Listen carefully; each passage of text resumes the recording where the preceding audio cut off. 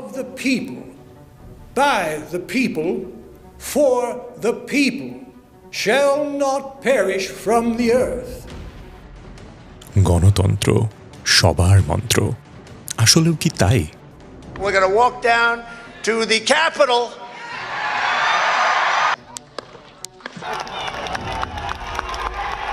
Of this great subcontinent inhabited by 400 million people. The world has no parallel for the most onerous, difficult task. घुसपैठियों को बांटेंगे। क्या आपकी मेहनत की कमाई का पैसा घुसपैठियों को दिया जाएगा?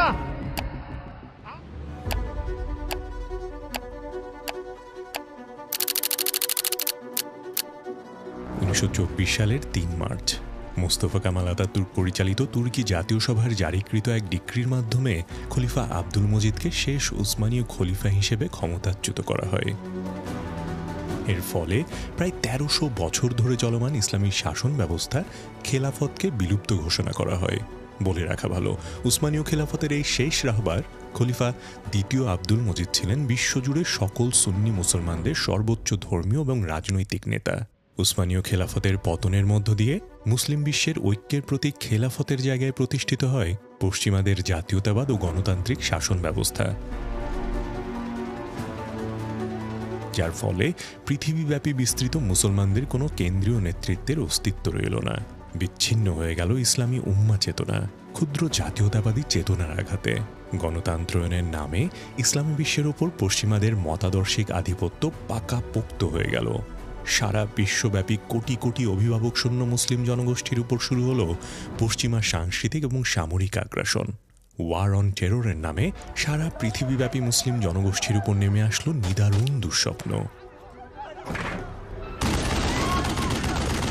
প্রথম বিশ্বযুদ্ধ ও উসমানীয় খেলাফতের অবসানের পরবর্তী সময়ে ইসলামী বিশ্ব জাতীয়তাবাদ দ্বারা তাড়িত হয়ে কতগুলো ছোট ছোট জাতিরাষ্ট্র হিসেবে আত্মপ্রকাশ করে। সেই জাতিরাষ্ট্রের কেন্দ্রীয় মতাদর্শের ভূমিকায় প্রতিষ্ঠিত হয় জন লক, মন্টেস্কু, রুশোর মতন পশ্চিমা দার্শনিক এবং রাষ্ট্রবিজ্ঞানীদের প্রবর্তিত গণতান্ত্রিক শাসন ব্যবস্থার দ্বারা। আর এর মধ্য দিয়ে সূচিত হয় ইসলাম এবং এনলাইটমেন্ট ফিলোসফির বাদানুবাদ বা গণতন্ত্র বনাম খেলাফত বিতর্ক।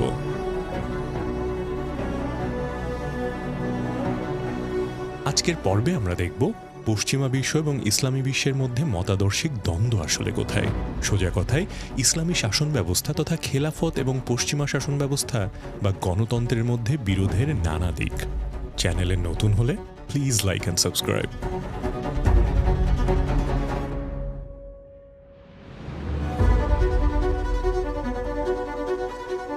খ্রিস্টপূর্ব 5ম শতাব্দীর মাঝামাঝি সময়ে প্রাচীন গ্রিসের নগর রাষ্ট্রগুলোতে, বিশেষ করে অ্যাথেন্সে গণতন্ত্রের বিকাশ ঘটে।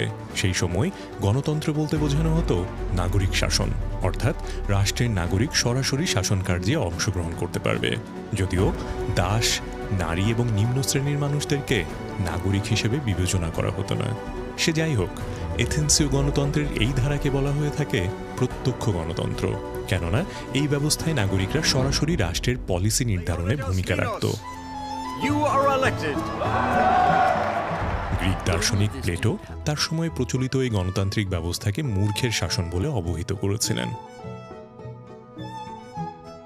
বিপরীতে তিনি এমন এক শাসন ব্যবস্থার কথা বলেছিলেন যেখানে রাজ্য শাসিত হবে একজন দার্শনিক রাজার দ্বারা। প্লেটো তার রিপাবলিক গ্রন্থে সেই রাজাকে বলেছেন ফিলোসফার কিং। যেহেতু এথেন্স ছিল নগর রাষ্ট্র, সে কারণে এর পরিধি এবং জনসংখ্যা ছিল ক্ষুদ্র। তাতে প্রত্যক্ষ গণতন্ত্রের চর্চা করা অসুবিধাজনক ছিল না। কিন্তু পরবর্তী সময়ে যখন রাষ্ট্রের পরিধি এবং জনসংখ্যা বাড়তে লাগলো, তখন এথেন্সীয় গণতন্ত্র আর কার্যকর কোনো শাসন ব্যবস্থা হিসেবে অটুট থাকতে পারল না। এর জায়গায় অ্যারিস্টোক্রেসি, মোনার্কি এবং অলিগার্কির মতন শাসন ব্যবস্থা প্রবর্তিত হতে থাকলো। কিন্তু এনলাইটমেন্ট তথা ইউরোপীয় রেনেসা প্রতিষ্ঠিত এসব রাষ্ট্র ব্যবস্থার বিপরীতে নতুন ব্যবস্থা সামনে নিয়ে আসতে শুরু করল।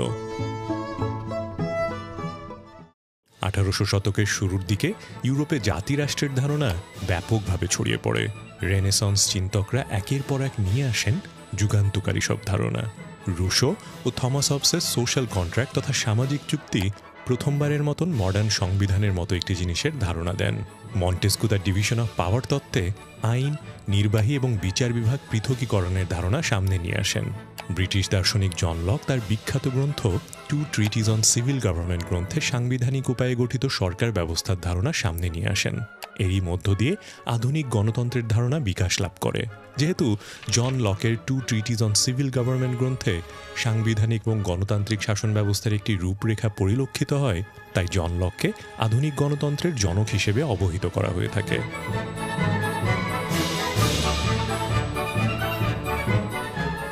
এনলাইটমেন্ট রাষ্ট্রচিন্তক তথা হবস, রুশো, মন্টেস্কুর তত্ত্ব হতে যেই গণতন্ত্রের ভিত রচিত হয়, তার মূল কথা ছিল জনগণের সার্বভৌম শক্তির উপর দাঁড়িয়ে যেই রাষ্ট্র প্রতিষ্ঠিত হবে তাতে জনতাই হবে সর্বেসর্বা, সরকারের ক্ষমতা হবে সীমিত, রাষ্ট্রের প্রতিষ্ঠানগুলো তথা আইন বিভাগ, নির্বাহী বিভাগ এবং বিচার বিভাগ হবে বিকেন্দ্রীভূত, অর্থাৎ কোনো নির্দিষ্ট কর্তৃপক্ষের কাছে একচ্ছত্র ক্ষমতা থাকবে না, জনগণ হবে সর্বময় কর্তৃত্বের অধিকারী।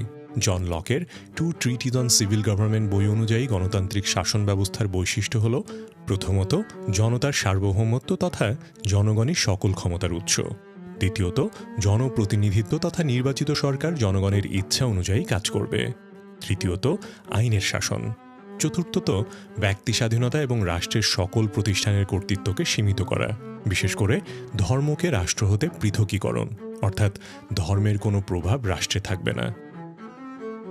এই পর্যায়ে এসে প্রতিনিধিত্বমূলক যেই গণতন্ত্রের সূচনা ঘটল তাকে বলা হলো ইনডিরেক্ট ডেমোক্রেসি, যেখানে জনগণ সরাসরি নয় বরং ভোটদানের দ্বারা জনপ্রতিনিধি নির্বাচন করবে। যদিও শুরুর দিকে নারী এবং কৃষ্ণাঙ্গদের এই ভোটাধিকার ছিল না। ইউরোপীয় রেনেসান্স যে গণতান্ত্রিক শাসন ব্যবস্থার অবতারণা করল তা খুব বেশি রিয়ালিস্টিক এবং ম্যাটেরিয়ালিস্টিক। এই শাসন ব্যবস্থায় মানুষের আধ্যাত্মিকতা কিংবা মৃত্যু পরবর্তী বাস্তবতাকে অস্বীকার করা হয়। পশ্চিমা এই গণতান্ত্রিক শাসন ব্যবস্থার সাথে বাই প্রোডাক্ট হিসেবে পুঁজিবাদী এবং বৈষম্যমূলক অর্থনৈতিক ব্যবস্থা প্রতিষ্ঠিত হয়। পরবর্তীতে গণতন্ত্র, উদারতাবাদ এবং ব্যক্তি স্বাধীনতার বয়ান পশ্চিমা আধিপত্য বিস্তারের অন্যতম হাতিয়ারে পরিণত হয়।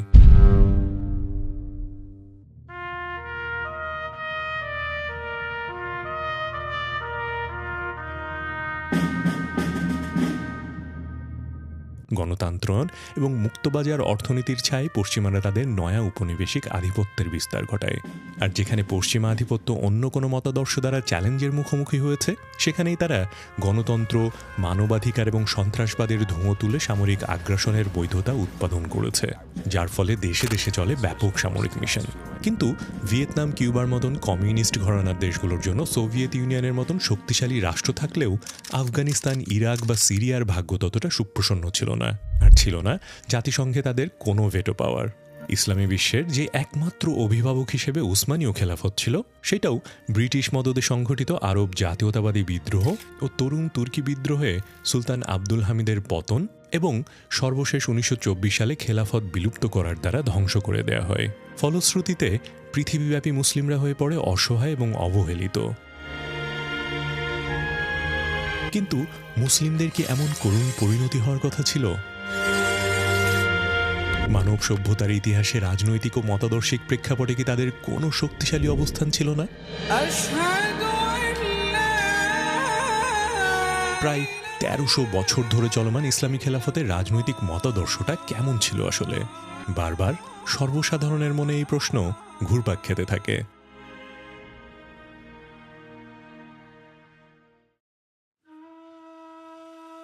সোভিয়েত ইউনিয়নের পতনের পর ইউরোপ কেন্দ্রিক বিশ্ব ব্যবস্থায় ইসলাম যেন ইউরোপের একমাত্র মতাদর্শিক শত্রুতে রূপান্তরিত হয়। তাই আমাদের মনে প্রশ্ন জাগে, ইসলাম কি নিছক একটা ধর্ম, নাকি ইসলাম ধর্মের চেয়েও বেশি কিছু? উত্তরটা পবিত্র কোরআনের সূরা ইমরানের 19 নম্বর আয়াতে দেয়া হচ্ছে। নিশ্চয়ই আল্লাহর কাছে একমাত্র মনোনীত জীবন ব্যবস্থা হলো ইসলাম।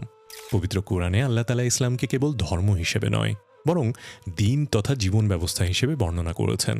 কাজেই ইসলাম যতটা আধ্যাত্মিক, ঠিক ততটাই পার্থিব। ইসলামকে শুধু পরকাল আর পাপ পুণ্যে সীমাবদ্ধ করা হয়নি। ইসলামের নিজস্ব অর্থনৈতিক এবং রাজনৈতিক ব্যবস্থাও রয়েছে, যার উপর ভিত্তি করে একটা দীর্ঘ সময় ইসলাম পৃথিবীর কেন্দ্রীয় মতাদর্শের আসনে ছিল।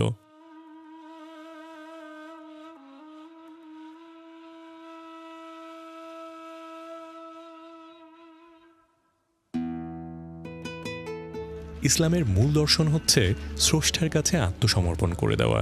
এরপর ব্যক্তির কোনো ইচ্ছা নেই, রাষ্ট্রের কোনো ইচ্ছে নেই, ইচ্ছে কেবলই স্রষ্টার। স্রষ্টার ইচ্ছে সমভাবে সকল মানুষের উপর আপতিত হবে, গরিবের জন্য, ধনীর জন্য, সাদার জন্য, কালোর জন্য, সবার জন্য সমানভাবে আল্লাহর ইচ্ছে কার্যকর করা হবে। কারণ পৃথিবীর সকলেই সৃষ্টি, আর স্রষ্টা কেবল আল্লাহ। এই দার্শনিক ভিত্তিমূল্যের উপরই নির্মিত হয়েছে ইসলামী রাষ্ট্র কাঠামো। যেহেতু আল্লাহ ব্যতীত সকলেই সৃষ্টি, সুতরাং এক সৃষ্টি আর এক সৃষ্টির উপর কোনো হুকুম জারি করতে পারবে না। হুকুম জারি হবে কেবলই আল্লাহর। আর আল্লাহ তার হুকুম জানানোর জন্য এবং সেই সকল হুকুম কার্যকর করার জন্য নবী রাসূল পাঠিয়েছেন। নবী রাসূল পরবর্তী সময়ে নবী রাসূলগণ কর্তৃক আনিত আল্লাহর হুকুমগুলো কার্যকর করবে একজন প্রতিনিধি। আর সেই প্রতিনিধি কোনো মানুষের প্রতিনিধি হবেন না, তিনি হবেন আল্লাহর হুকুম বাস্তবায়নের জন্য মনোনীত নবীগণের প্রতিনিধি। সেই প্রতিনিধিকে বলা হয় খলিফা, আর খলিফা পরিচালিত শাসনকে বলা হয় খেলাফত।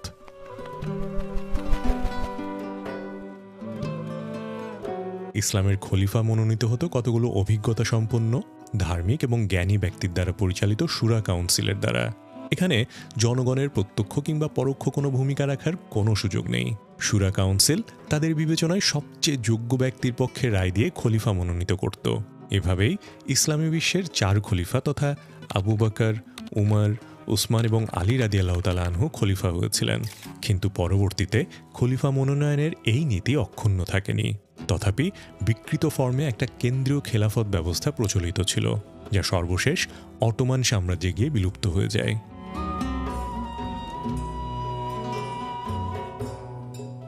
প্রশ্ন উঠতে পারে যে ইসলাম তো সবাইকে তাদের নিজেদের প্রতিনিধি নির্বাচনের সুযোগ হতে বঞ্চিত করেছে, তাহলে ইসলাম জনবান্ধব হলো কি করে? উত্তরটা সম্ভবত দার্শনিকদের মহাগুরু প্লেটোই দিয়েছেন। তার মতে গণতন্ত্র হচ্ছে মূর্খের শাসন, কারণ গণতন্ত্রে জ্ঞানী আর জ্ঞানহীনের ভোট সমান মূল্যের, অথচ দুজনের বিবেচনাবোধ, ভালোমন্দের ধারণা, নৈতিকতা কখনোই সমান নয়। তাই গণতন্ত্রের মতন পপুলিস্ট সরকার ব্যবস্থায় ভোটের দ্বারাও ইনজাস্টিস প্রতিষ্ঠিত হতে পারে। এজন্য প্লেটোর যেই দার্শনিক রাজার কনসেপ্ট, তা ইসলামী খলিফার কনসেপ্টের সাথে অনেকাংশেই মিলে যায়।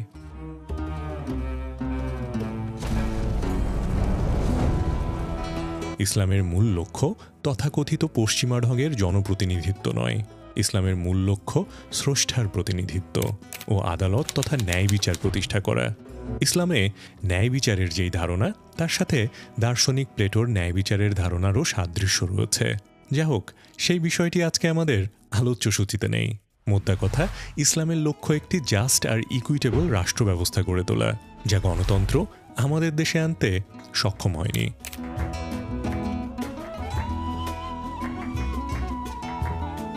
ইসলামী শাসন ব্যবস্থা এবং পশ্চিমা গণতান্ত্রিক শাসন ব্যবস্থার দ্বন্দ্ব আসলে কোথায়? ইসলামী ব্যবস্থার বুনিয়াদ হলো দিন, আর দিনের বুনিয়াদী বিষয়গুলো নির্ধারিত হয় বিশ্বাসের মাধ্যমে। অথচ গণতন্ত্রের বুনিয়াদ হচ্ছে সোশ্যাল কন্ট্রাক্ট বা সামাজিক চুক্তি, যার আধুনিক নাম হলো সংবিধান।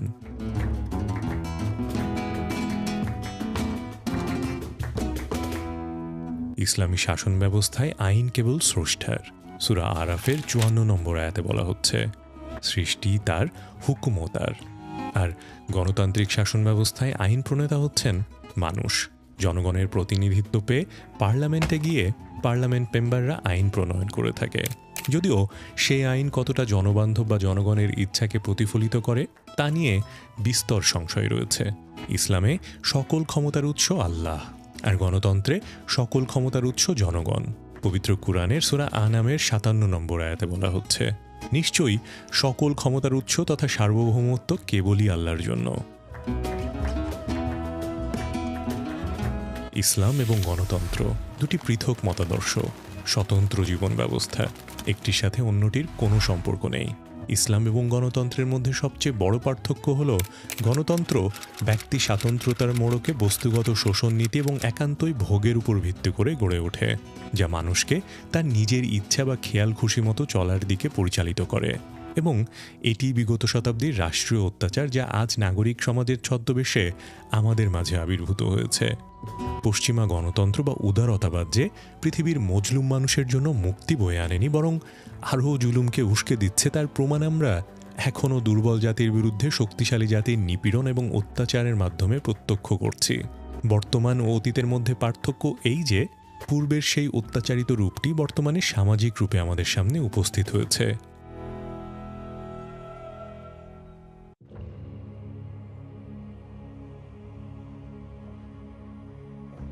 রসুল সাল্লাল্লাহু আলাইহি সাল্লামের সিরাতে বিজয় এবং চুক্তির নীতিগুলোর দিকে খেয়াল করলে দেখা যাবে পশ্চিমা গণতন্ত্র এবং ইসলাম পরস্পর বিরোধী দুটি জীবন ব্যবস্থা।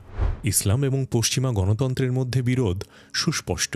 পশ্চিমা গণতন্ত্র যেখানে উদারতাবাদ এবং ব্যক্তি স্বাতন্ত্র্যতাবাদের উপর ভিত্তি করে একটি ভোগবাদী সমাজ ব্যবস্থা নির্মাণে সচেষ্ট, সেখানে ইসলাম এমন একটি সমাজ ব্যবস্থা নির্মাণে সচেষ্ট যা আদালত বা ন্যায় বিচার, যাকে আধুনিক পরিভাষায় ইকুইটি হিসেবে চিত্রিত করা হয়, এমন একটি সমাজ ব্যবস্থা বিনির্মাণে উদ্যোগী।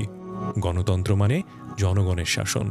এই ধারণার আড়ালে নতুন শোষণ এবং বঞ্চনা সৃষ্টি করে যাচ্ছে। আর গণতন্ত্র এবং মানবাধিকারের প্রভুরা সারা পৃথিবীব্যাপী গণতন্ত্র রক্ষার নামে নৈরাজ্য প্রতিষ্ঠা করে যাচ্ছে। নতুন এ বাস্তবতায় আমাদের রাষ্ট্র ব্যবস্থা নিয়ে এবং ইসলামী শাসন কাঠামো নিয়ে নতুন করে বিবেচনার দাবি ক্রমশ শক্তিশালী হচ্ছে। সম্প্রতি পশ্চিমা গণতন্ত্রের বিপরীতে যুদ্ধ করে জয়ী হয়ে আফগানিস্তান ইসলামী আমিরাত গঠন করেছে। কিন্তু ইসলামের যে চিত্র পশ্চিমারা আমাদের সামনে উপস্থাপন করেছে, তাতে করে ইসলামী শাসন কাঠামো নিয়ে মূলধারার মানুষের মনে এক ধরনের সংশয় রয়েছে।